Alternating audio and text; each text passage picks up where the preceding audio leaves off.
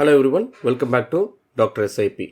இப்போ நம்ம பார்க்க போகிறது வந்து பெஸ்ட்டு ஸ்மால் கேப் ஃபண்ட்ஸ். அதில் டாப் ஃபஸ்ட்டு 5 ஃபண்ட்ஸ் எடுத்துக்கிறோம். பேஸ்டாக நமக்கு வந்து 3 இயர்ஸ் 5 இயர்ஸில் வந்து ஹையஸ்ட் ரிட்டர்ன்ஸ் கொடுத்த 5 ஃபண்டு. அதுக்கப்புறம் மற்ற பேராமீட்டர்ஸ்லாம் நம்ம யூஸ் பண்ணிவிட்டு ஃபில்டர் அவுட் பண்ணிவிட்டு எது பெஸ்ட்டு ஃபண்டுன்றதை சூஸ் பண்ண போகிறோம். அப்போ ஹையஸ்ட் ரிட்டர்ன் பேசிஸில் 5 ஃபண்ட்ஸ் பார்த்திங்கன்னா பந்தன், ஐடிஐ, இன்வெஸ்கோ, குவாண்ட், நிப்பான். 6வது பொசிஷனில் ஹெச்டிஎஃப்சி இருக்குது. நம்ம மற்ற இது கூட கம்பேர் பண்ணிப்போம். ஆனால் இப்போ ஃபஸ்ட்டு வந்து ஏன்னா பேராமீட்டர்ஸ் அப்ளை பண்ணுறதுக்கு மேக்ஸிமம் 5 ஃபண்ட்ஸ் இருக்கணும். அதனால் இந்த 5 ஃபண்ட்ஸை நம்ம ஃபஸ்ட்டு எடுத்துக்கிறோம். அதுக்கப்புறம் நம்ம வந்து ஹெச்டிஎஃப்சியோட டிசிஷன் நம்ம வந்து லாஸ்ட்டில் அதை பற்றி பேசலாம். நெக்ஸ்ட்டு பார்த்திங்கன்னா ரோலிங் ரிட்டர்ன்ஸ் வந்து மினிமம் 3 இயர்ஸ் பேசிஸில் நம்ம எடுத்துருக்கிறோம். 3 இயர்ஸ் ரோலிங் ரிட்டர்ன்ஸில் வந்து நமக்கு எந்த அளவுக்கு கன்சிஸ்டண்ட்டாக என்ன ரிட்டர்ன்ஸ் இதில் எக்ஸ்பெக்ட் பண்ணலாம் at any point of market டைம்ஸ்ன்றது பார்க்கலாம். அதில் ஆவரேஜாக இப்போ உங்களுக்கு வந்து ஹையஸ்ட் நீங்கள் பார்த்தீங்கன்னா Bandhan small cap fund nearly 41% கொடுத்துருக்குங்க. அடுத்தது ஐடிஐ ஸ்மால் கேப் வந்து 34%, Invesco 32%, Quant 29%, Nifty small cap வந்து இண்டெக்ஸ், அதாவது இந்த இண்டெக்ஸை வந்து மற்ற ஃபண்ட்ஸ்லாம் பீட் பண்ணியிருக்கு. இந்தியா ஸ்மால் கேப் பாருங்கள், இந்த இண்டெக்ஸை கூட பீட் பண்ணலை. அப்போ நம்ம என்ன பண்ணலான்னா, நம்ம ஆல்ரெடி ஹெச்டிஎஃப்சி இருந்தது இல்லைங்களா, அதனால் அந்த ஹெச்டிஎஃப்சியை வந்து இப்போது உள்ளுக்கு கொண்டு வரலாம். ஏன்னா ஃபஸ்ட்டு நமக்கு ரோலிங் ரிட்டர்ன்ஸில் வந்து ஃபஸ்ட்டு ஃபில்டர், அதனால் இந்த 6வது ஃபண்டு இருந்ததை இப்போ ஃபில்டருக்குள்ளே கொண்டு வரோம். இப்போ ஹெச்டிஎஃப்சி நிப்பான் எடுத்துகிட்டு ஹெச்டிஎஃப்சி போட்டாச்சு. ஹெச்டிஎஃப்சியும் நீங்கள் பாருங்கள், அகைன் வந்து இண்டெக்ஸை பீட் பண்ணலை. அதனால் நம்ம இது வந்து நிப்பானும் ஹெச்டிஎஃப்சியும் நம்ம புரிஞ்சுக்கலாம். அது மட்டும் இல்லாமல் லாஸ்ட் மிட் கேப் வீடியோவில் நம்ம வந்து ஃபண்டை கம்பேர் பண்ணும்போது பேசியிருப்போம்.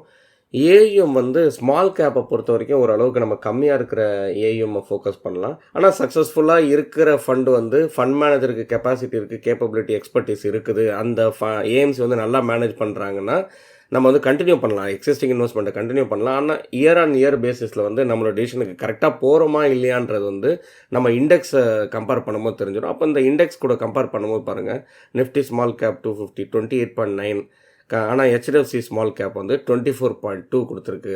இதை வந்து மைண்டில் வச்சுக்கணும். இப்போ மற்ற 4 ஃபண்டும் பார்த்திங்கன்னா நல்ல பெரிய மார்ஜின்லேயே உங்களுக்கு வந்து இண்டெக்ஸை பீட் பண்ணியிருக்கு. அதுக்கு அடுத்தது குவார்டைல் ரேங்கிங். அதனால் முன்னாடி இருந்த மாதிரி டாப் 5 ஃபண்டு ஹெச்டிஎஃப்சி வந்து இப்போதைக்கு 6th பொசிஷன்லேயே வச்சுருவோம். அடுத்த 5 ஃபண்டுமே நம்ம குவார்டைல் ரேங்கிங்க்கு அப்ளை பண்ணுறோம். குவார்டல் ரேங்கிங்க்கு பார்க்கும்போது first Bandhan small cap 2021-22 under perform bottom குவார்டைலில் இருக்குது. 23, 24, 25 பார்த்தீங்கன்னா லீடிங் த சார்ட் டாப் குவார்டைலில் இருக்குது. அடுத்தது இன்வெஸ்கோக்கு வந்து பந்தனோட கொஞ்சம் லாங் ட்ராக் ரெக்கார்ட் இருக்குது. 2019 பார்த்தீங்கன்னா அப்பர் மிடில், 20 லோவர் மிடில், 21 திரும்ப அப்பர் மிடில், 22 லோவர் மிடில், 23, 24, 25 அகைனாக கண்டினியூஸாக க்ரீனில் இருக்குது. இதுவும் நல்ல ஃபண்டு.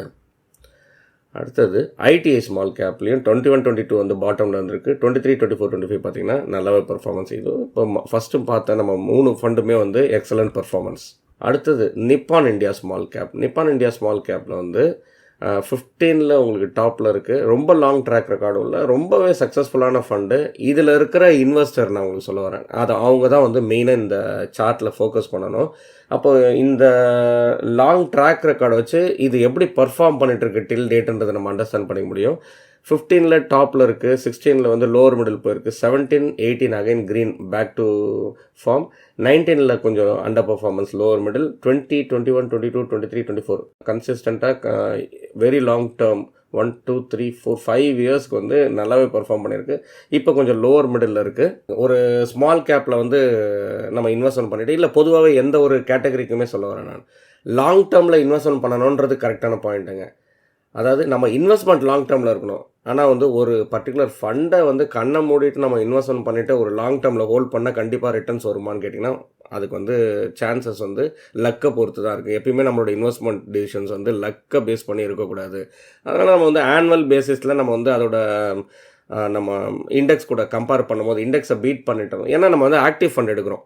எல்லாம் எனக்கு இந்த டென்ஷன் இந்த மாதிரி எனக்கு வந்து கம்பேரிசன்லாம் எனக்கு புரியல, அண்டர்ஸ்டாண்ட் பண்ணிக்க முடியல அப்படின்னு இருக்கவங்க வந்து பெஸ்ட்டு வந்து இண்டெக்ஸ் ஃபண்டுங்க. ஸ்மால் கேப்பில் இன்வெஸ்ட்மெண்ட் பண்ணணுமா, ஸ்மால் கேப் இண்டெக்ஸ் ஃபண்டில் இன்வெஸ்ட்மெண்ட் பண்ணிவிடுங்க. அதே மிட் கேப்பில் பண்ணணும்னாலும் மிட் கேப் இண்டெக்ஸ், லார்ஜ் கேப்பில் பண்ணணும்னாலும் நிஃப்டி 50, நிஃப்டி 100, இல்லை நம்ம நிஃப்டி நெக்ஸ்ட் 50, அந்த மாதிரி ஒரு பியூராக ஒரு இண்டெக்ஸ் ஃபண்டு போகும்போது நமக்கு அந்த டென்ஷன் தேவையில்லைங்க. ஏன்னா இயர் ஆன் இயர் என்ன வரணுமோ வந்துடும். ஆனால் நம்ம அதில் என்ன அண்டர்ஸ்டாண்ட் பண்ணிக்கணும்னா நம்ம புரிஞ்சு அந்த டிசிஷன் எடுக்கணுன்ற நான் ஆனால் ஆல்ஃபான்றது வந்து நம்ம இந்தியன் மார்க்கெட் ஈக்விட்டி மார்க்கெட்டில் வந்து நிறையவே ஃபண்ட் மேனேஜர்ஸ் நிறைய ஏஎம்சிஸ் வந்து ஒவ்வொரு கேட்டகரியிலுமே நம்ம இப்போ நீங்கள் லாஸ்ட்டாக நம்ம டிஸ்கஸ் பண்ண ஃப்ளெக்ஸி கேப் மல்டி கேப்பில் வந்து மிட் கேப்பாக இருக்கட்டும், இப்போ நம்ம ஸ்மால் கேப்பில் கூட பார்த்திங்கன்னா பெரிய மார்ஜினில் பெரிய டிஃப்ரென்ஸில் ஆல்ஃபா கொடுப்பாங்க. அதுக்கு ஒரு சில பேசிக்ஸை நம்ம லேர்ன் பண்ணிக்கிட்டோம்னா அதை பேஸ் பண்ணி நம்ம இன்வெஸ்ட்மெண்ட் பண்ணும்போது அந்த எக்ஸ்ட்ரா ரிட்டர்ன்ஸை நம்ம ஜென்ரேட் பண்ணுவோம். நெக்ஸ்ட் குவாண்ட் ஸ்மால் கேப், இதுக்கும் லாங் ட்ராக் ரெக்கார்ட் இருக்குது. இப்போ லாங் ட்ராக் ரெக்கார்டில் ஃபஸ்ட்டு 2015 பாருங்கள் லோவர் மிடில், 2016 திரும்ப டாப் குவார்ட்டரில் வந்திருக்கு, 17 பாட்டம், 18 டாப், 19 பாட்டம், 20, 21, 22, 23 4 இயர்ஸ் சக்ஸஸ்ஃபுல்லாக வந்து டாப் குவார்ட்டரில் மெயின்டைன் பண்ணியிருக்காங்க. 24 ஒரு பாட்டம் போனாலும் திரும்ப ரிகவரி நம்மளால் பார்க்க முடியுது. அப்பர் மிடில் டில் டேட் வரைக்கும் இருக்காங்க. இதுவும் வந்து ரொம்பவே நல்ல ஃபண்டு. அடுத்தது ரொம்ப இம்பார்ட்டண்ட்டு வாலட்டிலிட்டி ரேங்கிங். அப்போ இந்த ஃபண்டு வந்து எந்த அளவுக்கு கம்மியாக வாலட்டிலிட்டி, அப்போ நமக்கு வந்து ஒரு 2 ஃபண்டு ஆப்ஷன் கொடுக்குறாங்கன்னா அந்த 2 ஃபண்டுமே நல்ல ரிட்டர்ன்ஸ் இருக்குன்ற போது அதில் எது கொஞ்சம் கம்மியாக வாலட்டிலிட்டி இருக்கோ அதை சூஸ் பண்ணால் பெட்டர் இல்லைங்களா? ஸோ அதுக்காக இந்த வாலட்டிலிட்டி ரேங்கிங். அப்போ பீட்டான்றது வந்து மெயினாக வந்து நம்ம லெஸ் தேன் 1 இருக்கான்னு பார்க்கணும். இப்போது இங்கே இருக்கிற டாப்பில் இருக்கிற most of the funds less than 1 தான் இருக்குது. அப்போ நம்ம அடுத்த ஃபோக்கஸ் வந்து ஸ்டாண்டர்ட் டிவியேஷன். அப்போ ஸ்டாண்டர்ட் டிவியேஷன் எவ்வளோ லோவாக இருந்தால் பெட்டரு. அப்போ எஸ்பிஐ நம்ம லிஸ்ட்டில் கிடையாது. நம்ம ஆல்ரெடி செலக்ட் பண்ண, அதாவது நம்ம லிஸ்ட்டில் இருக்கிற ஃபண்ட்ஸில் எது சார்ட்டில் மேலே வருதுன்றது தான் நம்மளோட ப்ரையாரிட்டி.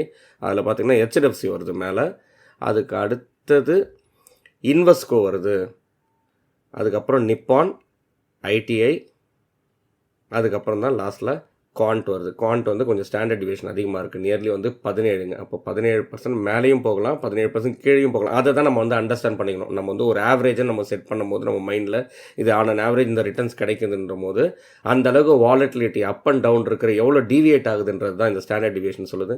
அப்போ இது அண்டர்ஸ்டாண்ட் பண்ணியிருக்கிறவங்க குவாண்ட்டில் நம்ம இந்த மாதிரி கண்டினியூ பண்ணிக்கலாம். இல்லை எனக்கு கொஞ்சம் ஸ்மால் கேப்பில் வந்தாவே ஹை ரிஸ்க் இருக்குது, அந்த ஹை ரிஸ்கில் கொஞ்சம் கம்மியாக டீவியேஷன் இருக்கிற மாதிரி நம்ம பார்க்கணுன்னு விரும்புகிறவங்க வந்து இது இந்த சார்ட்டில் மேலே வரதில்லை. அப்படி பார்த்தீங்கன்னா ஹெச்டிஎஃப்சி. அதுக்கு அடுத்தது இல்லை ஹெச்டிஎஃப்சி நான் வந்து இண்டெக்ஸை பீட் பண்ண மாட்டேங்குது அப்படின்ற மாதிரி நம்ம எடுத்தோம்னா, ஏன்னா ஹெச்டிஎஃப்சியும் நிப்பானும் பார்த்தோன்னா நம்ம இண்டெக்ஸ் இப்போ வந்து ரீசெண்டாக தான். ஆனால் இதை வச்சு நம்ம இன்றைக்கி தேதியில் அதை ஒன்று கண்டிப்பாக வெளியேறணுன்றது அவசியம் கிடையாது. நான் அதை தான் உங்களுக்கு வந்து குவார்டர் ரேங்கிங்கில் நம்ம வந்து பார்த்து நம்ம வந்து லேர்ன் பண்ணிக்கிறோம். என்னதுன்னா அடுத்த செகண்ட் இயர் தேர்ட் இயர் அதுக்கு டைம் கொடுக்கணும். அந்த டைமில் வந்து அவங்க திரும்ப இண்டெக்ஸை பீட் பண்ண ஆரம்பிச்சிட்டாங்கன்னா நம்ம வேலை முடிஞ்சது இல்லைங்களா? ஸோ நம்ம வந்து என்ன நடக்குதுன்றதை நம்ம அப்சர்வ் பண்ணணுன்றது தான் நான் இங்கே வந்து நான் சொல்ல வர்றது. அதுக்கு அடுத்த சார்ட்டில் வச்சோம்னா நம்ம ஃபைனலாக டெசிஷன் எடுக்கிறதுக்கு ரொம்ப ஹெல்ப்ஃபுல்லாக இருக்கும். ஆல்ஃபா ஹையஸ்ட் ஆல்ஃபா, கண்டிப்பாக ஆல்ஃபான்றது இருக்கணுங்க. ஆக்டிவ் ஃபண்டில் வந்திருக்கும் ஆல்ஃபான்றது இருக்கணும். அப்போ ஸ்மால் கேப் ஃபண்டில் இப்போ நமக்கு வந்து ஆல்ஃபா கொடுத்தது பார்த்திங்கன்னா ஆல்மோஸ்ட் இது வரைக்கும் நம்ம ஆல்ஃபா கொடுத்த ஃபண்டு. அப்போ இதில் எந்தெந்த சார்ட்டில் எது மேலே வருதோ அது best. At the same time sharp ரேஷியோன்றது வந்து ரிஸ்க் அட்ஜஸ்டட் ரிட்டர்ன்ஸ். அப்போது பெட்டர் ரிஸ்க்காக யார் மேனேஜ் பண்ணியிருக்காங்க ஃபண்ட் மேனேஜர், அது வந்து இந்த சார்ட்டில் மேலே வரதுல வந்து நம்ம வந்து கன்சிடர் பண்ணலாம்.